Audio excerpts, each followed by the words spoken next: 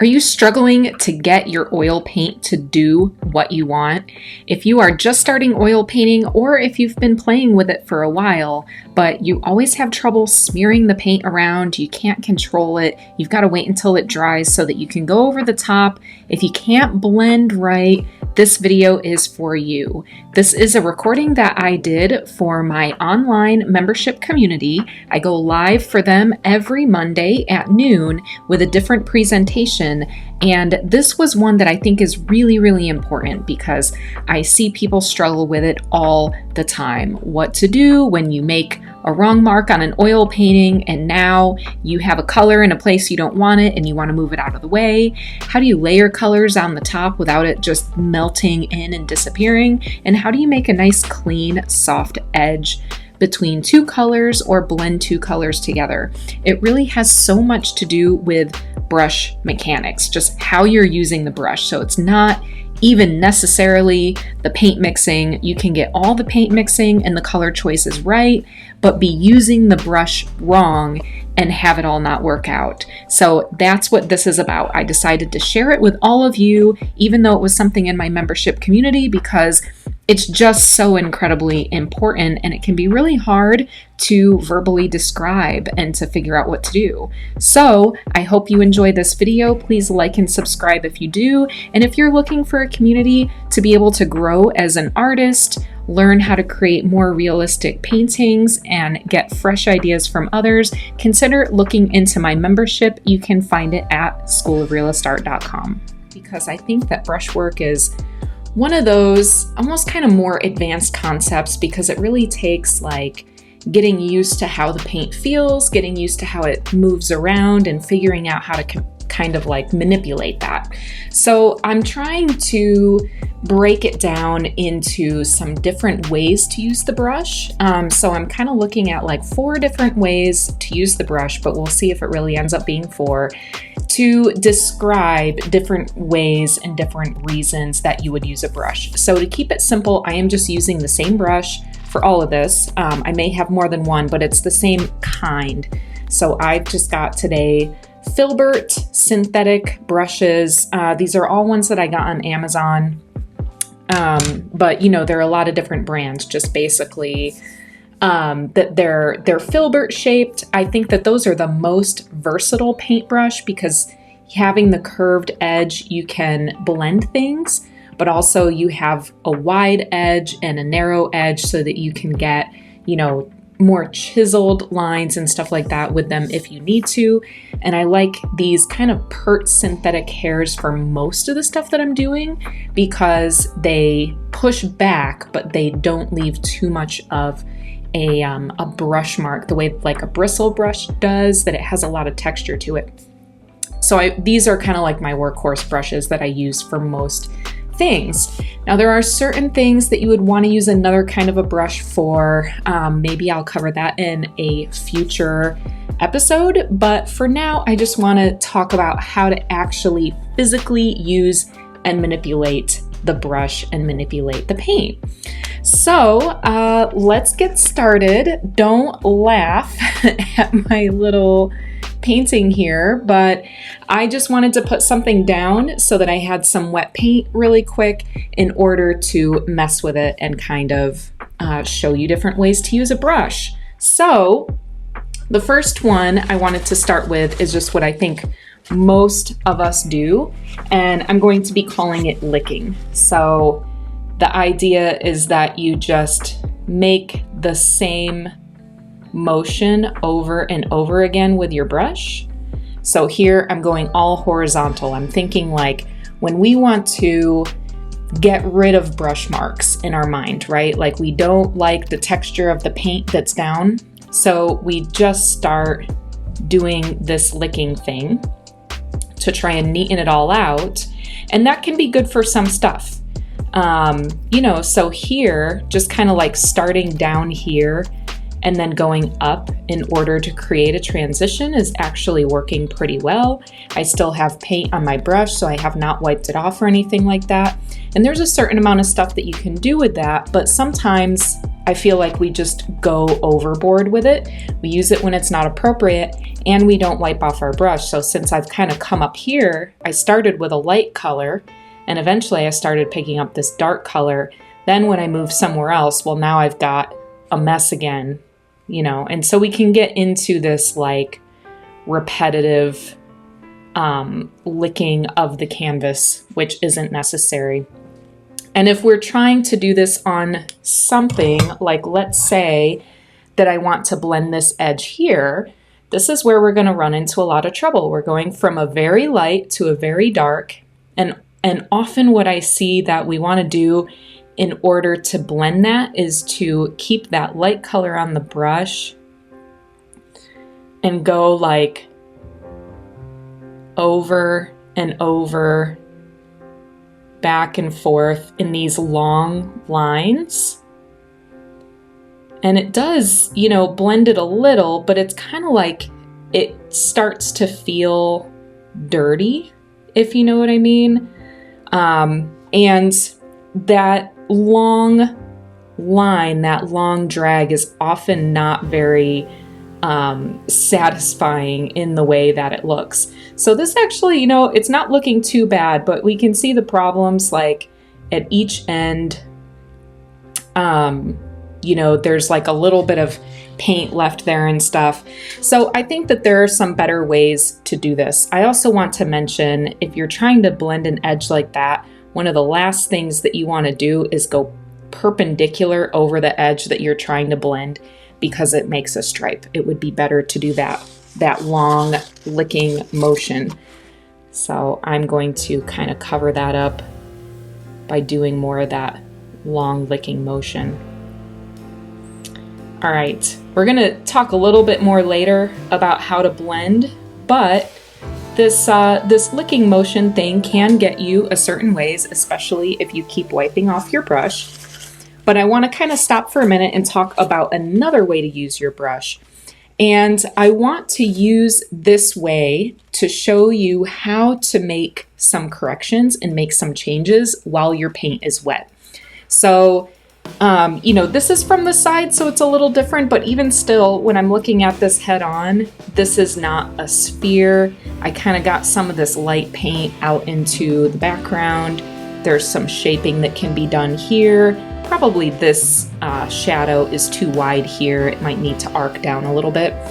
And, you know, that's something totally you can let it dry and then go over with more paint. But I want you to think also about how you're using the brush. So with licking, we've been using it perpendicular, right? So the brush is kind of like at a 90-degree angle. I am holding it back here, but it's still like relatively how I hold a pen. I'm going to keep doing that for a little bit, but what I'm going to start to do is I'm going to change the angle of the brush and how I'm pushing it in order to make some changes. So I'm going to start with this background. And I'm going to push the background in over the top of this. So something that doesn't work quite as well is to just continue with the licking thing, to go 90 degrees and just go over it. But since I want to take this in and I want to use the background to push that color back, I'm going to angle the brush that way, the way that I want to push the paint. So we're really sculpting the paint here. And then I want to start by putting the brush down on the dark area, not on the light area, but I want to push it down here and then just literally push the paint back. And then it's a little difficult to see, but I've got a little bit of that light paint on my brush now. And you can see how it kind of started to, you know, clear out at the end there. So I want to wipe that off before doing any more. Grab some fresh paint. Continue to angle that brush downwards.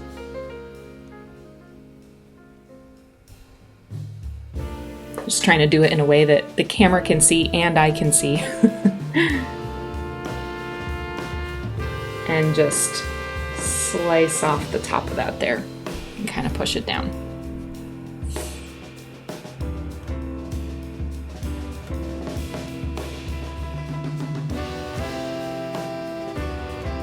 right, so that is how you can kind of carve things in. Now you can do the opposite. Let's say that I go too far with this. Let me just do a swipe in there. All right, so you can do the opposite as well with your lighter color. Keep in mind, you do need to load up a good amount of paint on there. So I have a decent amount of paint sitting there on the edge of the brush. And now I'm angled this way because I want to push that paint out, that background color.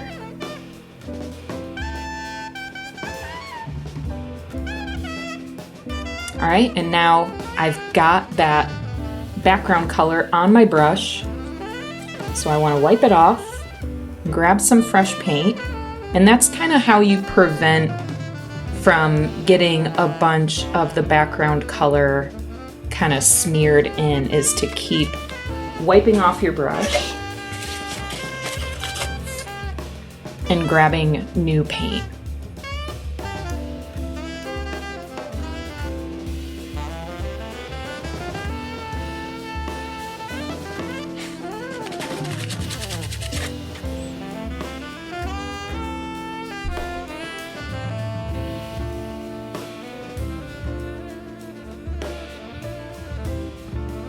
And eventually one of these days it'll be round.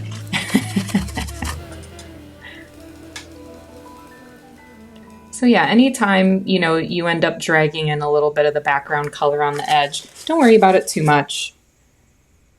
Just keep wiping off your brush, grab some fresh paint. I grabbed the wrong color there. That's okay. And just keep clarifying that edge. And then remember too that super, super sharp edges are not very natural looking. So you might want to let some edges be soft. Again, we'll go over that with some blending. But when you're trying to carve your edges, really think about the angle of your brush and where you're pushing the paint, rather than just trying to kind of lay paint over the top. All right, so far we've got two different ways to use your brush, licking and carving. I'm gonna come back to some of this because I wanna take a little break and put up this other painting that I have to talk about scrubbing. Now I did actually, on this one, as I was getting it set up, I did use some scrubbing on the dry canvas. So the first layer, when I'm not using mineral spirits or anything like that, you know, often if I'm just gonna do a whole painting in one sitting, I don't really like to use mineral spirits very much because it gets soupy, it slips around a lot, and then it can be difficult to put more paint on the top. So I like to physically spread it out. So I'll do something like this with my brush. That way I can really fill in the canvas, and it's a thin layer because I'm physically spreading it out and making it a thin layer. But it's not diluted paint, so it's not soupy, liquidy paint on there. It's a thin layer of, you know, really full-bodied paint. So I like that. So you can use that when you're getting started. You can kind of use that a little bit to blend. Just keep in mind it kind of stirs everything together. Like as I'm scrubbing this area out, this whole area is becoming the same. It's not making a transition like before. But I'm gonna put up this painting. This is just a sketch that I did. It's having a little trouble focusing there. There we go. This is just a little sketch that I did during a class, but I want to use it for an example of how to use your brush for scrubbing or scumbling, and also for glazing. So scumbling is basically scrubbing. It's a fancy way of saying scrubbing, and scumbling is using dry paint. So you don't use any mineral spirits, you don't use any medium, you don't use any oil or anything like that. So I'm going to do some scumbling. Let's see, where do I want to scumble? I guess I'll kind of scumble up front here. So I'm not going to really add tree texture like individual leaves, but I'm just going to use this to show how you could kind of put some like soft scattered highlights over the top of this. This is also a really great method to put really soft, delicate highlights over the top of skin tones. You do need the painting to be dry in order to do this, or else, you know, it just kind of blends in with everything. So I'm going to start by just taking a little bit of yellow paint. So there's not very much there. That might even be a little bit too much paint, but a small amount of paint is kind of the name of the game here. And I'm gonna just start to put some down, because like I said, this could be a little bit more paint than I really need. Okay, now I feel like it's basically getting dry enough. So scumbling is you just take that little bit of paint and you scrub. And it creates, sorry, it's not focusing too well there. Let me try another spot. So it creates kind of this soft, glowy highlight.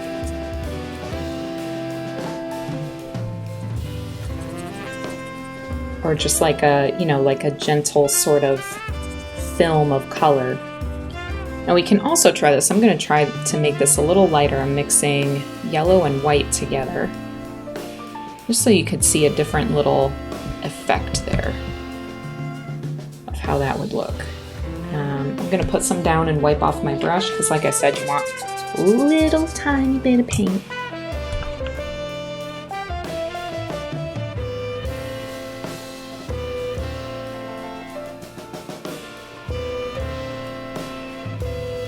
So it's nice because it creates a, you know, it creates a highlight that you can kind of blend the edges on.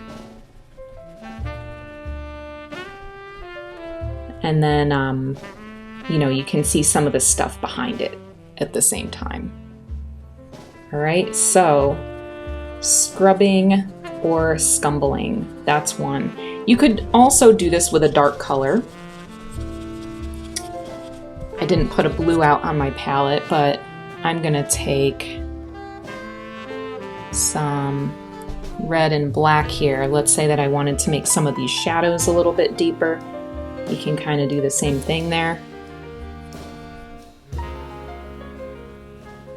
And just scumble some nice dark shadowy colors and just get a little bit more depth. Now I'm going to also kind of mix this in with glazing a little bit, this idea of scrubbing and scumbling.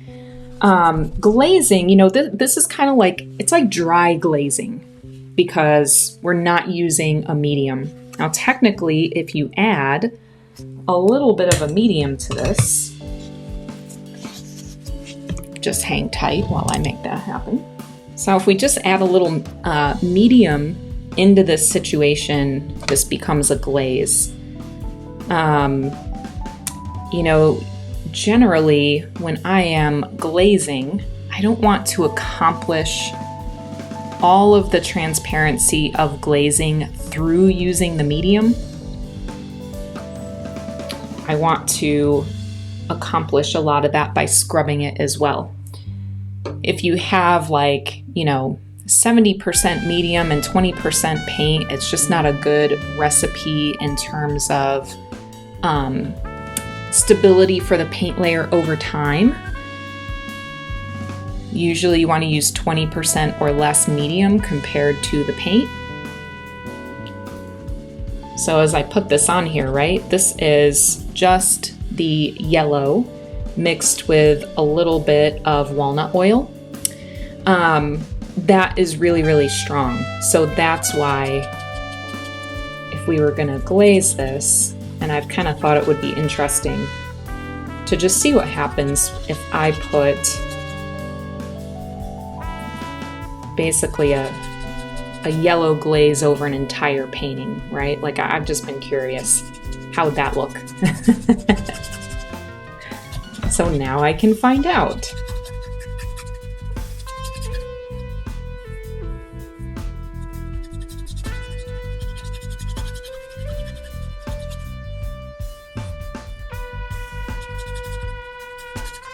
So you can see that's kind of an interesting effect, and scrubbing it out is allowing it, you know, to appear, to be transparent over the top of there. I just got a little black from my painting behind it in there. And I think that would be really, really kind of interesting to spread it out over the whole thing.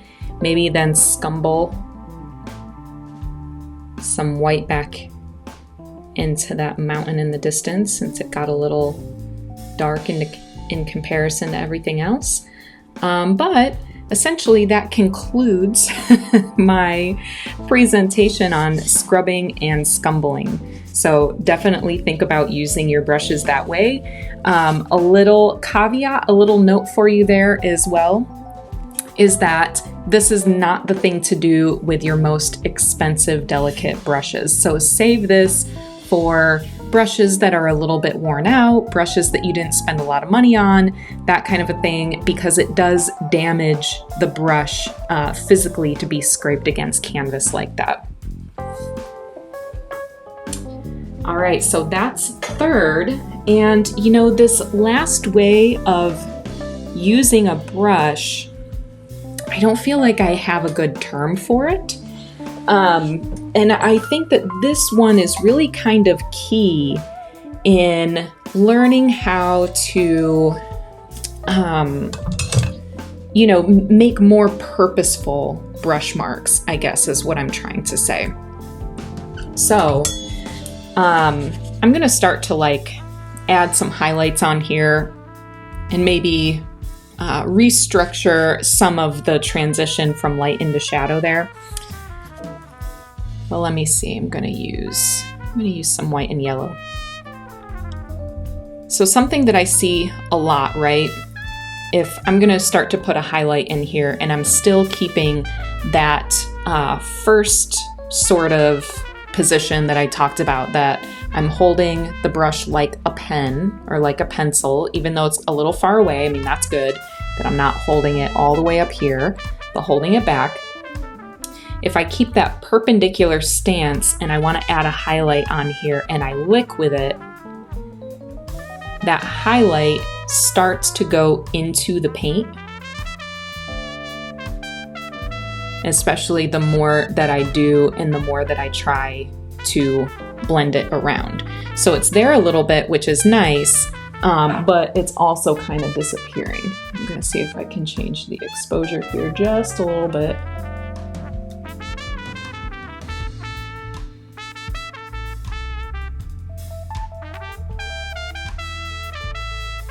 Okay, I feel like that's just a little easier to see now.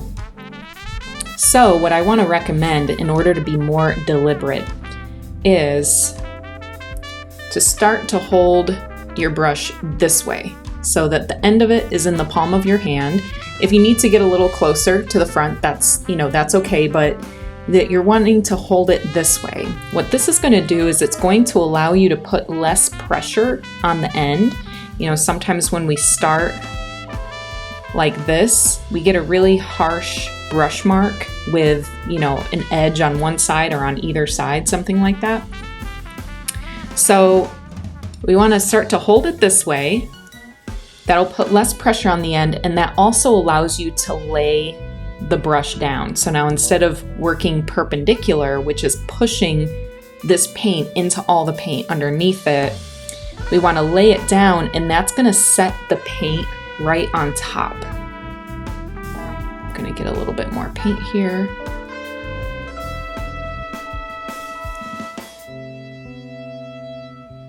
Boom. So now I can get a really intense highlight there. Now, of course, if I try and blend this out, you know, it's only going to be so successful, but the idea is that then you can mix additional colors and place those next colors adjacent. right? So now you can start thinking about the direction of your brush mark and whether you're making, you know, really long brush marks or short brush marks. So I'm using some shorter marks here.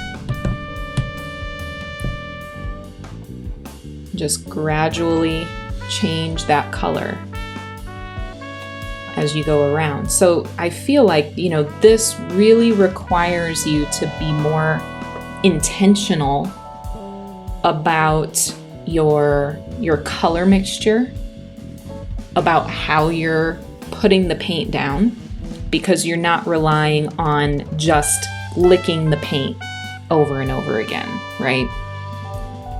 Now this can be especially helpful. I mean, I'm just painting, you know, some kind of a sphere, but this is especially helpful if you have some texture, you know, like leaves, and instead of taking the brush and kind of stamping it to make a leaf, you know, really think about how you're placing a shape. So going back to, you know, thinking about Sargent and what he said about the economy of brushwork, that you have the right color, you're putting it in the right place, and you're making the right shape with the marks so that you don't have to come back and fiddle with everything, right? So instead of blending all this to death, I can leave brush marks here, which are telling the story of what I was thinking about and what I saw while I was painting this.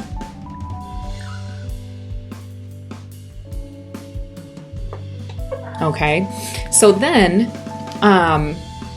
you know, if there is something that you're like, oh, this color isn't right. So let's say kind of right up here, I went pretty quickly to that red.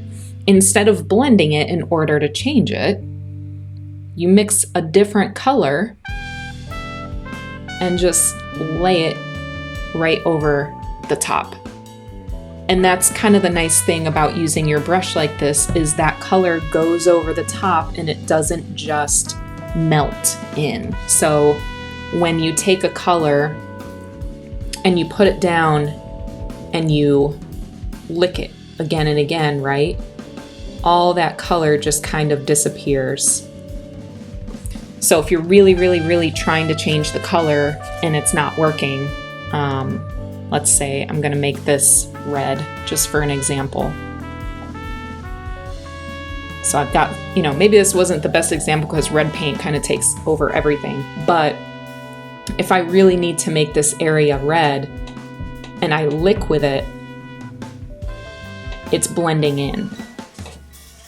Whereas if I just take red paint and I do one mark over the top, that's very red, right? So that's how you can really layer and make changes to some colors by laying that paint on the top. So now I'm gonna see if I can correct it by laying more paint over the top.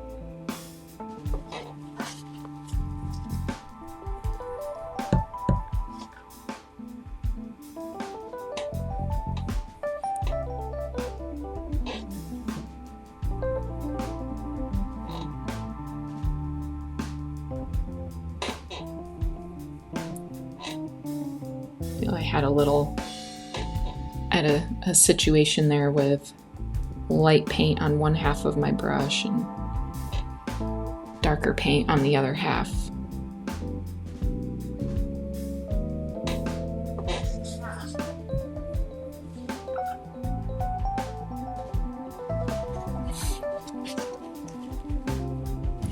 Let me do a little bit of that also in this shadow.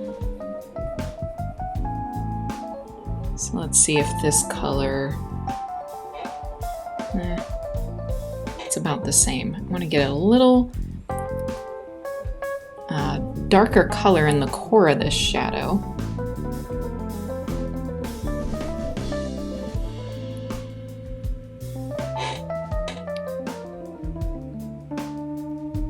Let's see, maybe up here it'll be pretty dark.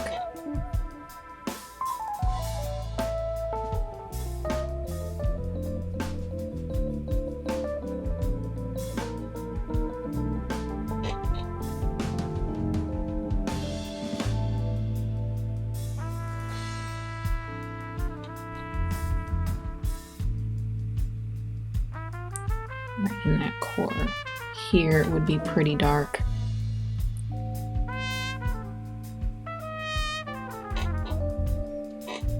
So again, the idea is just to be pretty deliberate there.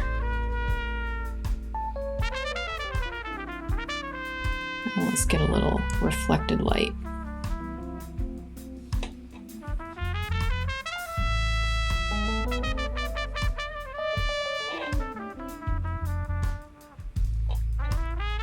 Now I'm kind of thinking of this last part here, because although I don't consider what I'm doing here a finished painting by any means, but the last part of this is I think basically the same thing that I was just talking about, using your brush in this way and laying it down in order to blend or soften an edge. So this isn't going to be something that you want to do to blend an edge between white and black, or something really, really light and something really, really dark. Often you need to just kind of articulate some of those values that are in between.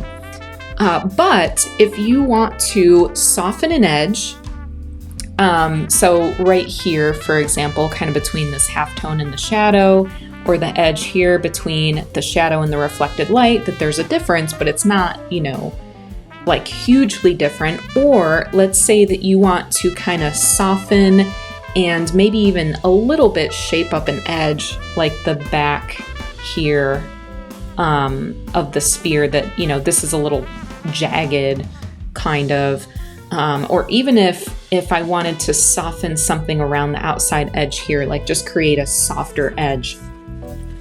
You want to do that by wiping off your brush, because if you have a bunch of paint on the end of your brush, you're not blending, you're painting.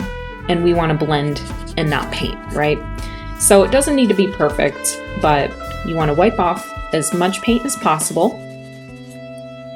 And then for the most part, I recommend kind of making short marks in the direction of the edge that you want to blend. So like I said earlier, not back and forth this way, because then you're going to take all that dark paint and deposit it onto the light side.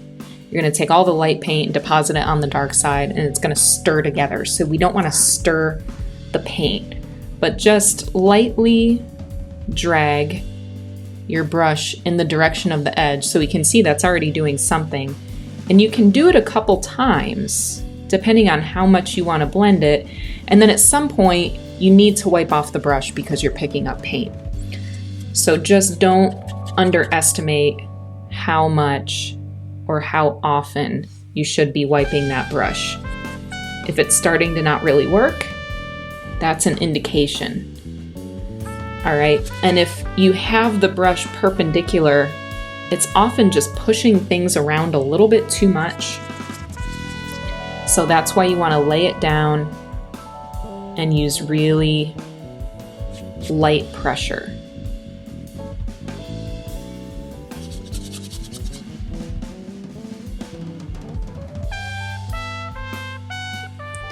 All right, and then this outside edge, same thing, wiping off the brush really well.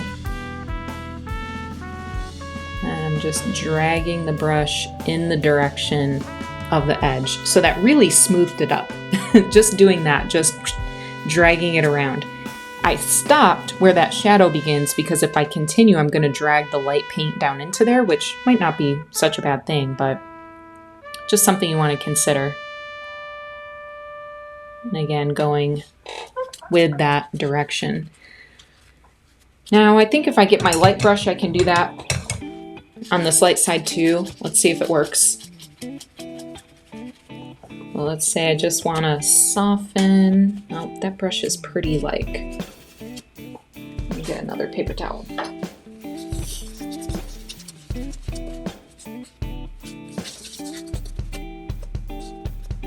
Okay, so let's see if I can soften this edge.